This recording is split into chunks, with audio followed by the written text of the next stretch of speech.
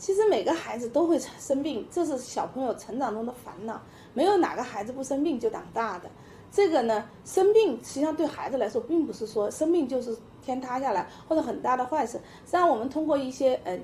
就是不是很严重的一些感染，或者一些轻微的一些感染，它可以产生很多抗体，对孩子来说还是有利的。疾病它有利和弊。那么在有一些大一点的孩子，你像尤其是像4、5岁以上的孩子，在发期病的早期，比方有点低热呀，或者有点轻咳的时候，或者有点鼻塞啊，像这种情况，你可以在家里观察一下。第一个可以做对症处理，有点咳嗽嘛，你就可以多喝点水，